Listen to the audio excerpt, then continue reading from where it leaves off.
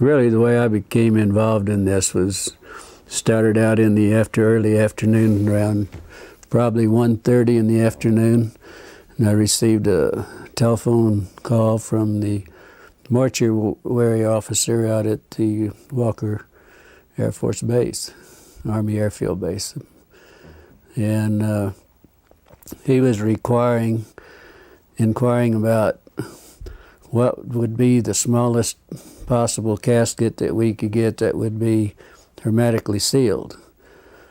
And at that time, I know that we had used like the 4 feet and caskets. We had used those before, but I thought they also made them in a 3/6. So, but he wanted to know if we had any in stock, and I said no. But if I can make a call to Amarillo, I can have him in, by 7 o'clock the next morning on a truck. So he said, I'll get back to you, and that was the first contact that I had with the base. And then what? Then he called back, probably 45 minutes or so later. And he said, I need to ask you some more questions. He said, in case something like this should happen, he said, we need to know what the preparation, what your preparations are for the bodies that had been laying out in the elements, And he said, we need to know also what if your treatments of the bodies are the remains, what could you do to them, and if your treatments, would it change any of the chemical breakdown of the tissues, the blood? Would it make a difference? And I said, I thought probably it would. And I said, of course, he knew exactly how we would treat those bodies because we have an outline from them and what we really have to do. I think he already at that point knew exactly what we would have to do. Did he disclose to you what he had? No. I told him, I said, if you have a problem, if you want, if you have something you don't really know what to do about it, let me come out, and I'll, try to help you do whatever you want to do. And he said,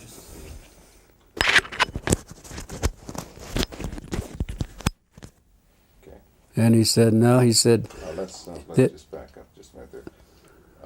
Let's start again with, you were saying you told him that you can come out and take care of what he had, right? Yeah. Why don't you pick it up from that point again? So, anyway, he said, well, we don't really have anything. He said, we're sitting here thinking in case we should get involved in something like this, what would be our preparation? What should we do? Then I went through. I said, do you really want to know how we would do it? Well, yes, we would like to know. So that's when I explained to him that we would have the vats that we would fill up with formaldehyde solution with water, and we put the bodies in them, let them stay there for 24 hours, and then take them out. And then we would pack the bodies in, would be a sawdust and really a lime, what we would pack them in, then wrap them in the plastic. That's bodies that were badly decomposed. If there was tissue, deep tissue, we would have to do it hypodermically with needles to get to the deep tissue. Then we would have to aspirate the cavities if the cavities hadn't already ruptured, and then put some cavity fluid in those. I said that's, kind of normal procedure. Now, at one point, you finally offered to take care of it for them. Well, I offered 2-3 times, yeah. Can you review what that conversation at that point? You mean when I offered to take care of them? Yeah. He said, well, we don't really, right at this time, we don't really need your assistant. But he said, in case something like this should happen, then he said we would be prepared and we would know what to do. Mm-hmm. Then we got back onto the subject of maybe not damaging any of the chemicals, compounds or anything with the bodies, or, tissues, whatever. Because and they wanted, how would you pick bodies up like that, and what would you do not to contaminate any of it? Didn't this begin to seem a little strange to you at that point? Well, I thought maybe what happened, they might have had a VIP or, some officer and something that happened. They didn't wanted to keep it quiet, and they probably wanted to do it themselves and not be involved with the civilian businesses or anything.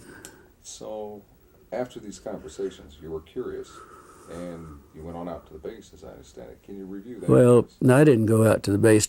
Yeah, I was curious, but I didn't go out to the base, and probably a couple hours later, then I'd got an emergency call. There was an airman that was injured in an accident, and I took the airman to the base. He rode in the ambulance with me, and I took him out to the emergency room, and that's the way I became really involved out at the base. I didn't go out just because I was curious. Give me the sequence from the time you picked up the airman and just describe to me.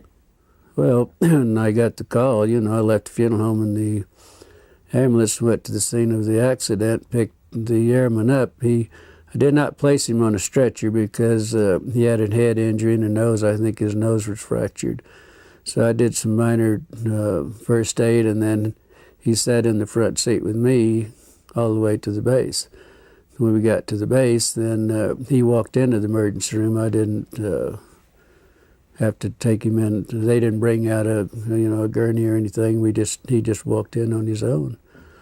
Then I never did see him after that. Then I had this friend that I wanted to talk to and see. This is a lieutenant nurse that I knew quite well, that had only been there only been commissioned and been out to sign. This was her first assignment out to the air base. And I wanted to talk to her, and so I was going down the hall, and first thing, the lieutenant that I wanted to see was coming out of one room, going across the hall to the other, and she noticed it was me. She said, "How did you get in here, and what are you doing in here?" And she said, "You better get out in a hurry." She said, "You're going to get in a lot of trouble." She said, "Would you please leave and get out of here in a hurry?" And then I turned around, and she went on into the other room. Then in about the time I turned around, there was another officer said, "Hey, wait a minute." And I said, "Looks like you had a crash."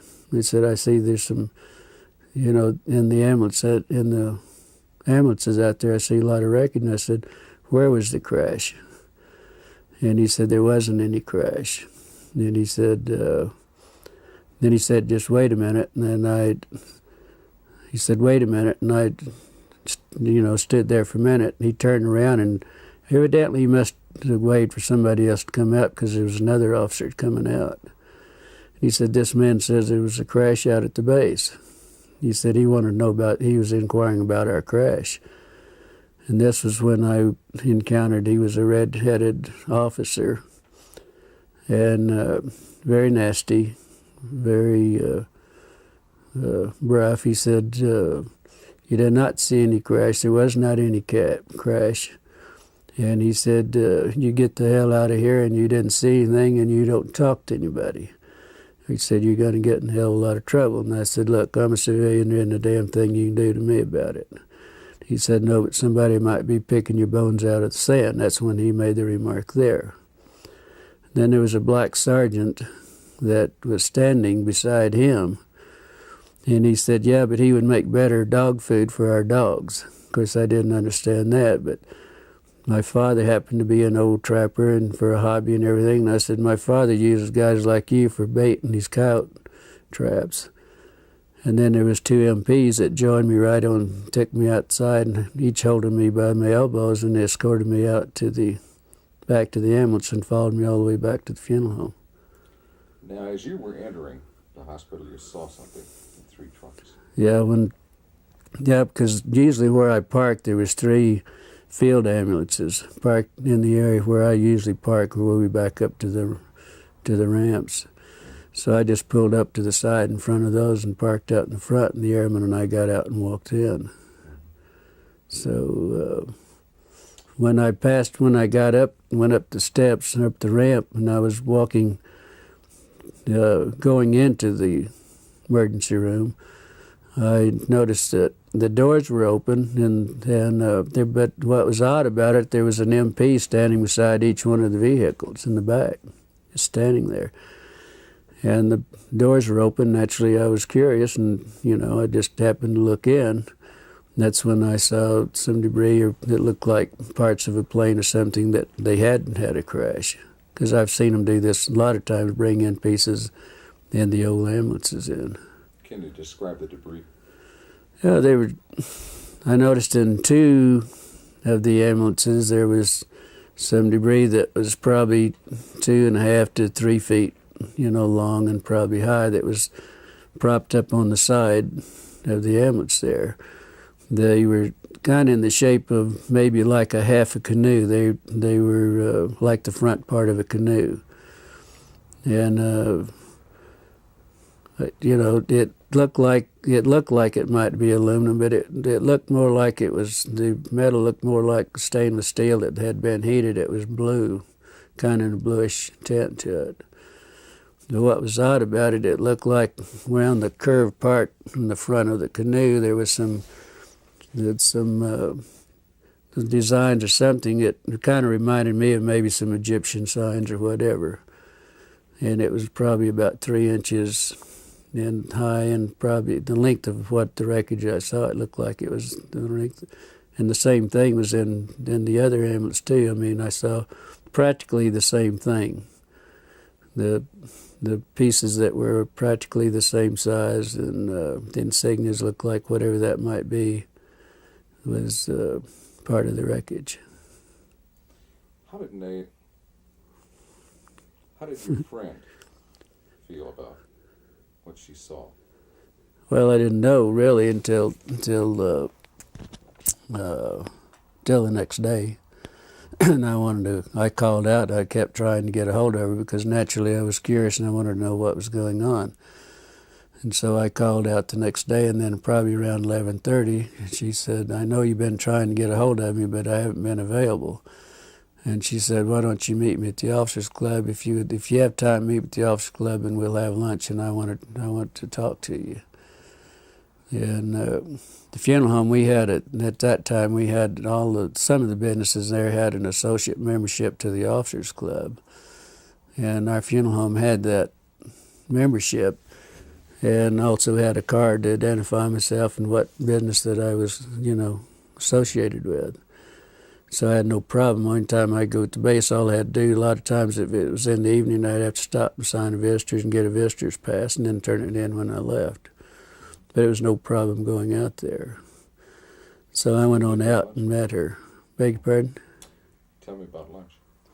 Well, we, both ordered. I'm not sure, remember what we ordered, but it was just a light lunch. But she was so upset.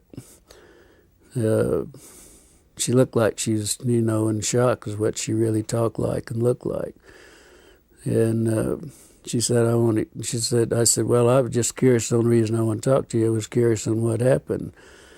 And she said, well, you won't believe it. And she says, I don't believe it either. But she said, I got in a lot of trouble on this thing. I'm not real sure about this. But she said, then she pulled out of a little purse or little pocketbook, whatever she had there. She gave me a little diagram that she had drawn some figures of some arms and face and so on. She told me that this is what was in those, that it was a crash. It wasn't an airplane, but they didn't know what it was at that time. These were bodies. Yeah, but she said we have 3 bodies. That there was 3 bodies. She said 2 of them were very mutilated. One looked like it might have walked out, or that it, might have lived a little while. And she explained they were like 3.5 feet to 4 feet tall. The 2 of the bodies were you couldn't identify much because they were practically destroyed, and it looked like maybe that they might have been a predatory animal or something might have been doing some damage on the bodies too. How did she describe her head and her hands? Well, she said the head, and then the little drawings that I had, the way she explained it and the way she drew it, that The heads were somewhat larger than a human heads. The hands were long, no thumbs. It was just the long, very delicate fingers at the end of on the underside at the tip of each fingers was a pad-like, maybe a little pad, but it looked like the skin had maybe little suction, like the little suction cups on those. On the no fingernails on the hands. The head, the lips were just a long, narrow, more or less, not full lips like we would have in most of our people, but very fine lined, very fine lips. There was no teeth. That was the inside of the mouth. It was kind of like a real a gums. Maybe it was. She said to explain it. It was almost as hard as if it was rawhide. Maybe, at that. The ears.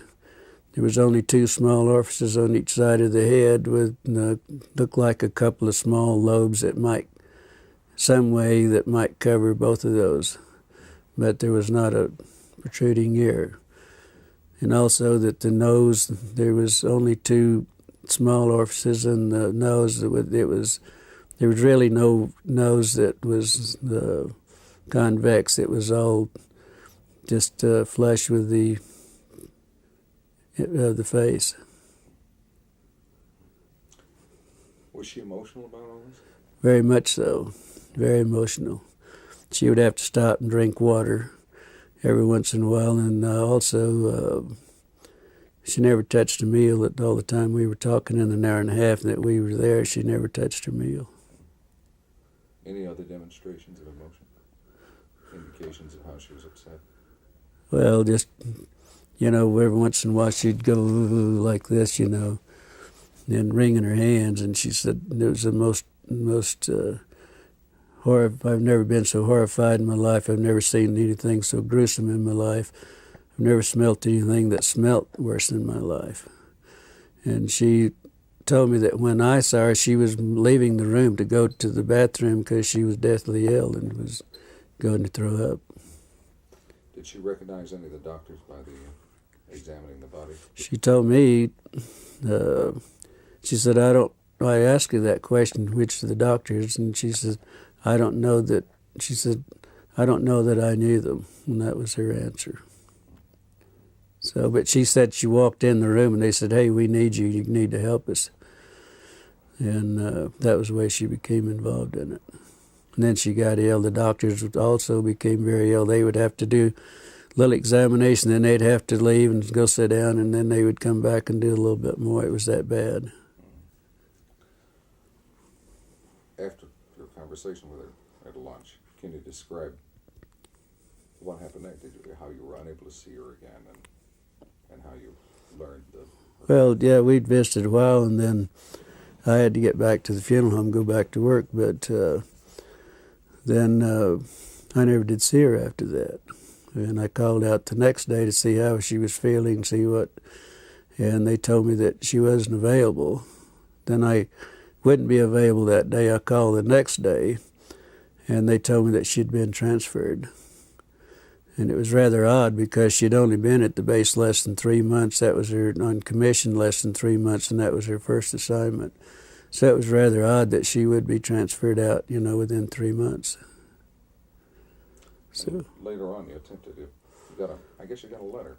Then about 2 weeks, probably 2 weeks, at least 2 weeks. Could have been a little longer, but I know it was at least 2 weeks. I got a letter addressed to me at Glendivis at the Ballard Funeral Home. With she didn't sign. It didn't have any returned address or anything on it, but inside of the letter, there was just a note. She said, "I don't have time to write. I will write later. This is my APO number," and that was the extent of it. So then I wrote back to her and asked her more or less how she was feeling and why the sudden transfer, and then I hoped that she wasn't in any trouble. It was just a short note. I really didn't go into a lot of detail or anything. Then probably 3 weeks or probably a month after that, then I got the letter that I had mailed to her, it was returned. It was stamped return, and also it's in red printing it said deceased, and that's the last time I ever heard anything about it. Then, well, probably then I went out to the base a few days later, and I was talking to one of the nurses, and I said, whatever happened to the lieutenant? And she said, well, the rumor is that we heard that she was killed with 5 other nurses in a training mission in a plane crash. And that was it. No indication of where? Well, it was in London, England. She said in the note that she sent me that she was in London, stationed in London. And that was it. That's the last time I ever heard. Do you believe that she's dead? No, I don't think so. After all that's happening and after, threatening me and everything, I doubt very seriously that she was. I would hope not. What would you like to say to her if she happened to see this? Well, if she happened to just see it, if she feels like if she wants to talk, if she feels like I would like to hear from her, yes. See what's been going on in her life and why she wasn't able to contact me. If she, feels like it. But let's stop tape for a minute. Okay. Now, the sheriff told your father you were in trouble. Okay, what happened there? Then the next day after I was there, when I had the problem with the officer and the black man, I was told my father was contacted by our sheriff, George Wilcox, which was a very close friend of my father's. They were very good friends. And he called to see if my father was home because he wanted to come out and talk to my father. And he did so, and he told my father that there was a black sergeant from the base that came to his office, was inquiring about who my parents were, my mother and my father, if I had any brothers or sisters, and all, wanting to know what my personal family, who they were and where they were. George said that he knew I had some family, but he didn't know, where they were or anything else. So anyway, he told my father that he did contact my father, and he told my father that he thought I might be in some trouble. And but they evidently didn't explain why I was in trouble. So, first thing my father did was get in his car and come to the funeral home. He said we had to talk because he and I were very close. We were real good friends. The best friend I ever had was my father. He said, I've got to talk. He said, if you're in trouble, he said, we've got to do something about it. And I said, I'm not in trouble. He said, well, you are. He said, George Wilcox told me that you were in a lot of trouble and that you got involved in something that you had no business getting involved in and that you could be in a lot of trouble. And I said, so I told my father the story, and he's the only man that I've ever told this story to until I talked to Stan Friedman and to you people, and that's it, period. And I did tell my father what the story was. Of course, it was, it was unbelievable for him. But then he became very upset, and he wanted to go shoot a few people and all that because they did threaten my life, and, and they, so that was the way my father heard about it, and that was the extent of my family. And he never would tell him who my brother, and I had a brother that was a fighter pilot during that time, and I had 3 sisters, and one of them was a nurse. But he would never tell him anything, and so he didn't tell the sheriff or anybody else, because the sheriff was supposed to call him back and give him the names and where they were at, and he wouldn't do it. Let's get back to your friend. Did she express an opinion as to what she thought these beings were? Did she think they came with it? Well, the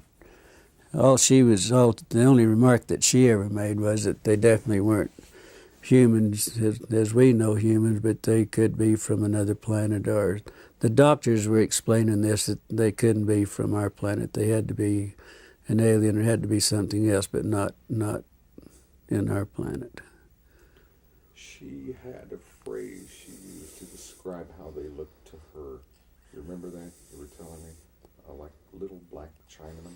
Well, she said that, well, of course they were, first thing she said they were black. They were just as black as they could be, but probably laying out in the elements in July in Roswell with 105 to 110 temperature every day and 80 degrees or so at night.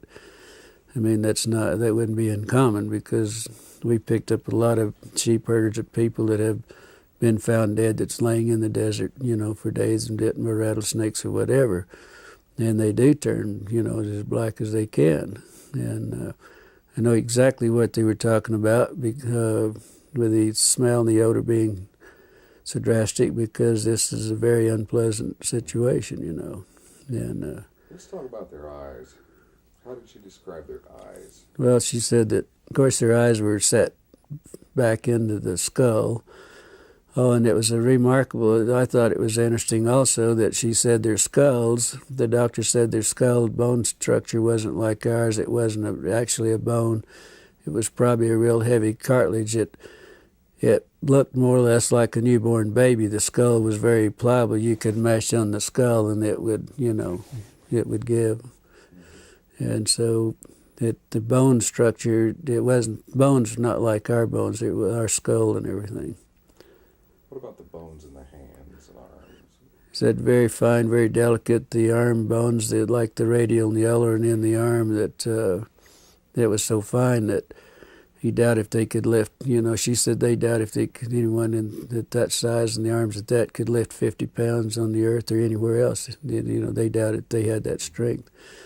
But she said the one that hadn't been mutilated to a great extent, it reminded him of a real small ancient Chinese person, no hair at all, and very, very delicate skin. In fact, he said the skin would look like they could almost see through it, almost transparent. Why don't you give me a paragraph on the ears and the nostrils? Well, the ears, like I think I stated to you, that the ears, there was a couple of small orifices, one on top of the other, with two little lobe flaps, one over the other. They didn't really know if they had any significance, how they worked or what. They didn't go into that.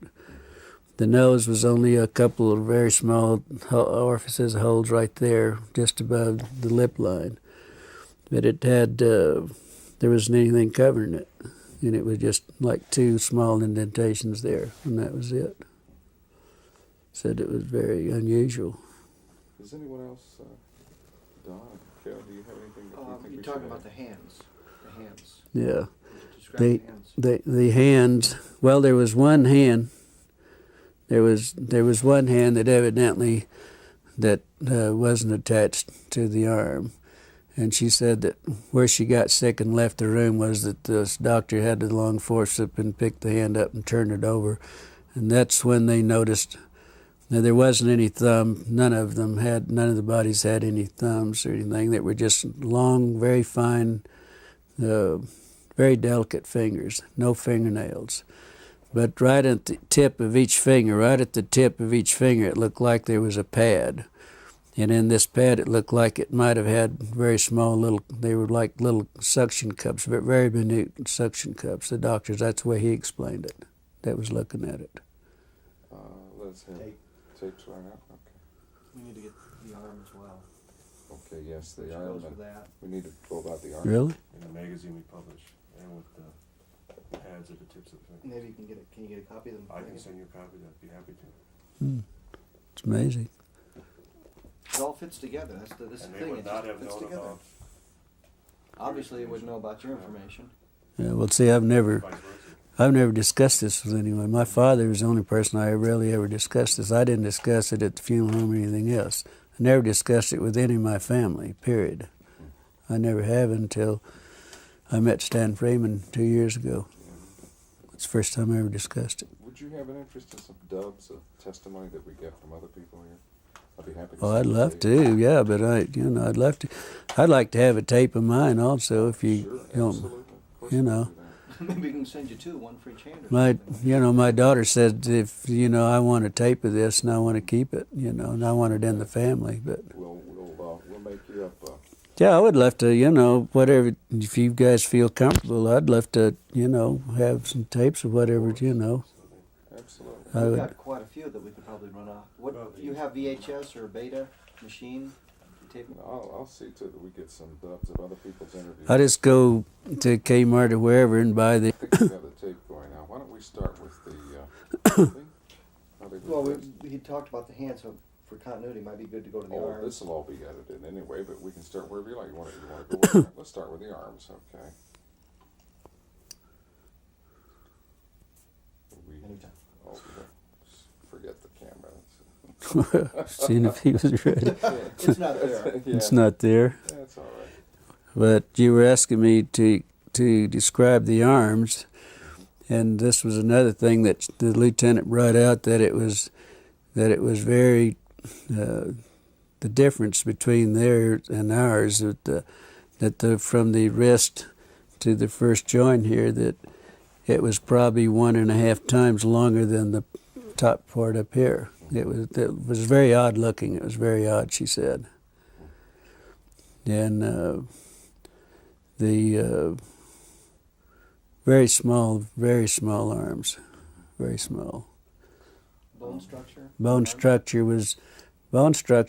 Of course, I asked her about the bones because we were talking about the wrist bones and everything, and she said it was very similar to ours, but the bones were so small that their bones probably wasn't in the arms wasn't any larger than my finger. Wow. So Heavens. Okay, now give me 2 or 3 sentences on how they were dressed. If they were dressed. we never mentioned it, Is that right? never talked about the dress.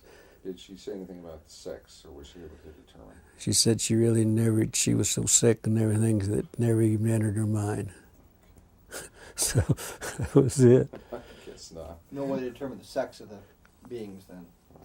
Well, it wasn't discussed with her. It probably was, but she, like she said, I was so ill and so horrified that I don't.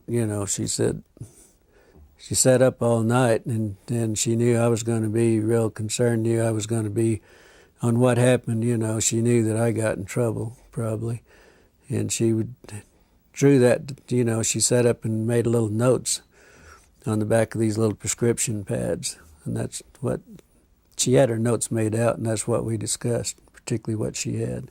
I was very interested in that you had kept so many records of the incident and pertaining to everything that you knew regarding the UFO crash, and you kept them in the there at Ballard's, and then later they disappeared. Yeah. Could you give us a Well, sense of that? I was really in charge of all the military contracts. I did all the bids and everything, and really took care of all the contracts myself. And that was one of my duties at the funeral home, to take care of the military. And I had a file on everything that ever happened at Walker Air Base. Like Bob Hope and some of the big orchestras, and everybody'd come and have the big parties and everything in the hangars. I attended, but I would also have pictures and everything. I had a personal file that I kept, and I kept everything in this file that pertained that I attended or whatever. And this is where I put the diagrams and the notes that she gave me was in my personal file. Well, then the Ballard Funeral Home sold at a later date, several years later, that it sold. And the people that bought the funeral home, these were files they were the old files that they kept in the basement down in the furnace room. And they had I had all the military files together in one filing cabinet. Everything had happened at the base and everything. We also had the contract at Fort Sumner Air Base. They had a glider base there, and also fighter pilot training there, and the P-47s and 51s and so on. And so I had all the files. Everything was one filing cabinet, was strictly all military. And that's where I had all this filed away. I had all this filed away. I even had the newspaper that Walter Haught, the headlines and all this, The next day I had all that in his files. And what interests me is that out of all these files, Yeah. all these different topics, only one was missing when you went to look for it, and that was the one pertaining to this. Yeah. Can you review that for us? Well, no, there were some of the other files were missing also, not just my own file, but my file was in the same. That, yeah, most all of my file was gone. But there was also some files. They had really actually had destroyed most of the files that were pertaining after certain years. They just gotten rid of them, and they told the manager of the funeral home, that's the manager there, named Raymond Otero, also told me that he knew my file was there. Joe Lucas, that was the manager at that time, knew my files were there, and he and I'd had some personal problems, and he said get rid of his damn files. We don't want anything that remind us of him. And that's where the files went, really. There was some discussion about how to preserve the bodies, Right. dry ice and that sort of thing, and you kind of addressed Oh, well, where they got the ice and things. Then the mortuary officer, what would you do if you had to ship one out? And but you couldn't do anything to it. I mean, that you couldn't, do any treatments or anything. What would you do? I said the only thing you could do that I would suggest, that first thing, if you have a problem, don't want to destroy any of the tissue, any blood cells, anything that you don't want to destroy, I would suggest that you contact a pathologist. And I said, I'm sure the Army Air Field, somebody's got some pathologists around. I didn't know that they had one in Roswell, but I said, if I were you, I'd call a pathologist and ask him how he would like to have it done, or whatever you're going to do, or whatever it is. You better do what the pathologist, because he's the one that's going to do the autopsy and make the reports. But I said, the only thing I know you could do is just go to Clardy's Dairy or Sunset Creamery, we had two at the time, and buy all the dry ice you can and pack them in dry ice, if that's possible. And that's what I suggest that they do. Excuse me, Glenn, you're hitting my mic with your Oh, thumb. sorry about that. It's all right. I've done it at least 8 times I already know it's this not week. personal, I guess. No. Okay, what do you think? I think as a suggestion, you might want to do that part again if you think you'd like to use it, because The dry ice? you probably hit it just a few times. And it might Oh, sorry about that. Isn't this picky business? Glenn Dennis, take 2, Clardy's Yeah. Dairy. All right, let's go back and go over the dry ice then again. Well, okay. What I suggested to the mortuary officer, I suggested this to the mortuary officer and we discussed this probably for 20 minutes or better on the telephone. And I kept telling him, hey, if you have a problem, if you got something out there, if you need our services, we have the contract, I would be glad to come out and help you take care of it. And he said, no, this is for future. Kept always referring this was for future use in case we did have something. But then I said, well, first thing you better do, you better get a hold of a pathologist. I don't know whether you have one at the base, but I know you probably have the top pathologist, something similar to those words. And I said, that's what I do, and you better let him give you the instructions, and then you better do what he tells you to do, because he's the one that's going to do the autopsy. And if it's this sensitive, you better do what he tells you. But I said, the only other suggestion I can make, that you go to Clardy's Dairy or you go to Sunset Creamery, buy all the dry ice you can and pack whatever you have, whatever the problem is, you better pack it in dry ice and then do whatever you have to do with it, because that's the only way. They tried to put it in the morgue. Out at the morgue, they had 2 refrigerated body compartments that we used to put them in, and then we'd go out and get the bodies from there. But they always brought the airmen to us, but on the dependents and everything, we went out for them. But they weren't cold enough, and it became so offensive. They were afraid they were going to, upset everybody in the hospital. So they later moved them over to a hangar, and that's the last that she knew anything about them too. The lieutenant knew anything about them, but she didn't know how they moved it or anything about it. But they were taken to a hangar because the odor was so offensive they couldn't.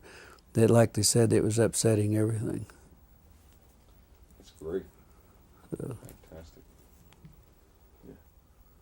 Did she ever tell you where she thought or where she was told the bodies went from Roswell?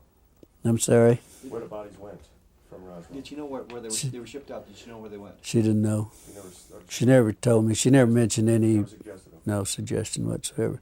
She just said that the last she heard they were in a hangar, and that's all she knows. And we never discussed anything else. I guess if that takes care of everything, would you like to watch a